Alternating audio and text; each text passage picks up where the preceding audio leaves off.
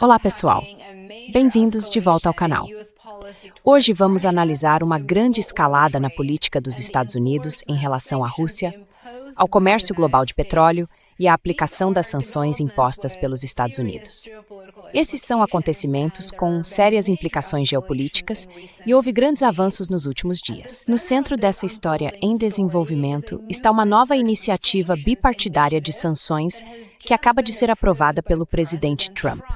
Essa legislação, elaborada no Senado dos Estados Unidos pelo republicano Lindsey Graham e pelo democrata Richard Blumenthal, foi criada para aumentar significativamente a pressão sobre a Rússia, não apenas por meio de sanções diretas, mas também ao atingir países que continuam comprando petróleo russo.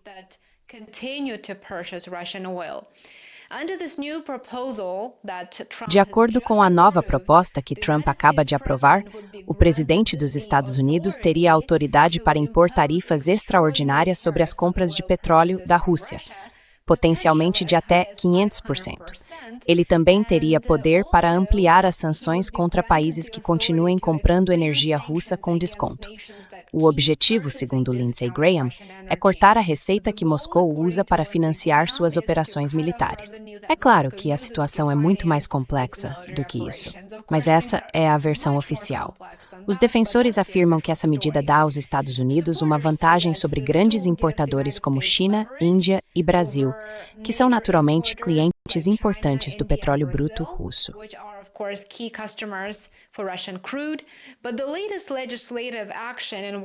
Mas a mais recente ação legislativa em Washington não está acontecendo em um vácuo.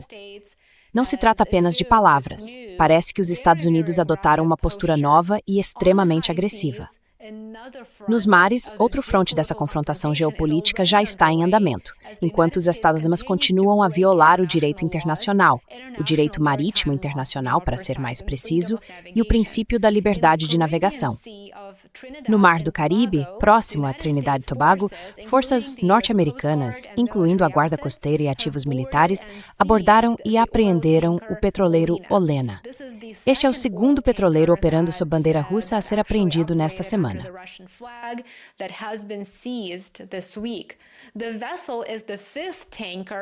A embarcação é o quinto petroleiro interceptado nas últimas semanas como parte de uma campanha cada vez mais agressiva dos Estados Unidos para impor suas próprias sanções contra embarques de petróleo ligados à Venezuela e à Rússia.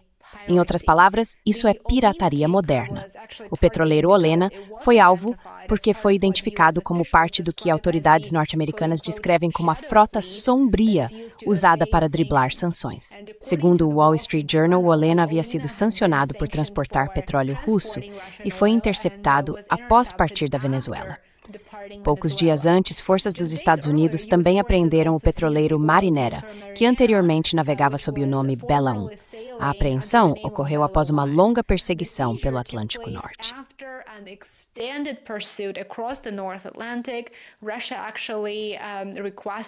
A Rússia chegou a solicitar que os Estados Unidos interrompessem a perseguição, mas é claro, isso não aconteceu. A embarcação estava navegando sob bandeira russa, concedida temporariamente no momento da captura, e também era suspeita por Washington de violar as sanções norte-americanas relacionadas às exportações de petróleo da Venezuela. Sua interceptação foi a primeira apreensão conhecida em tempos recentes de um petroleiro com bandeira russa pelos Estados Unidos.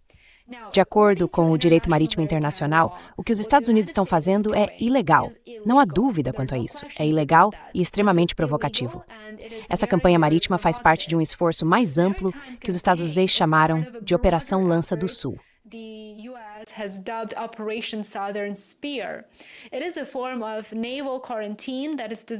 É uma forma de quarentena naval projetada para reter navios suspeitos de transportar petróleo sob embargo. Agora lembre-se, os Estados Unidos não são um policial global. Eles não têm autoridade para realizar esses atos agressivos que contradizem os princípios básicos do direito marítimo internacional. Independentemente do que você pense sobre a Venezuela, a Rússia ou Washington, isso é muito claro. É completamente ilegal e tem a intenção de provocar. As Nações Unidas pediram respeito ao direito internacional em resposta a essas interceptações, mas, como a maioria das declarações da ONU, é em grande parte retórica que cai em ouvidos surdos. Em Moscou, autoridades condenaram as apreensões marítimas dos Estados-Unidos e comentários mais amplos na mídia russa retratam a estratégia de bloqueio dos Estados-Unidos como agressiva e desestabilizadora, o que claramente é.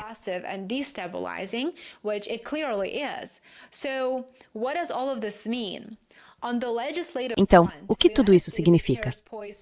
No campo legislativo, os Estados Unidos parecem prontos para expandir suas ferramentas legais de pressão tanto sobre a Rússia quanto sobre a rede global que sustenta seus interesses econômicos. Se a proposta de Graham, o projeto de sanções, avançar e acabar se tornando lei, ela vai remodelar a dinâmica do mercado global de energia, sem dúvida alguma. E fará isso, especialmente, para os países que têm dependido do petróleo bruto russo a preços reduzidos em meio à turbulência da guerra e das sanções. Enquanto isso, no campo operacional, os Estados Unidos também adotaram uma postura muito agressiva em relação ao direito internacional e têm assumido uma atitude bastante combativa de modo geral. Estão levando isso ao extremo.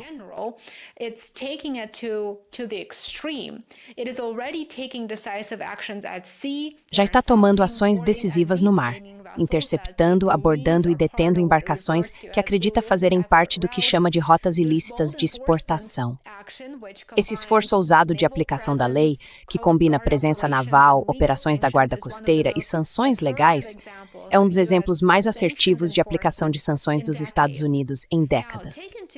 Considerando tudo isso, parece que a legislação e as operações militares estão sinalizando uma mudança na política dos Estados Unidos. A mudança é que as ferramentas econômicas e marítimas estão sendo concebidas e estão se tornando instrumentos integrais da política externa que o governo Trump está disposto e apto a usar. Se a estratégia alcançará ou não seus objetivos, ainda resta saber.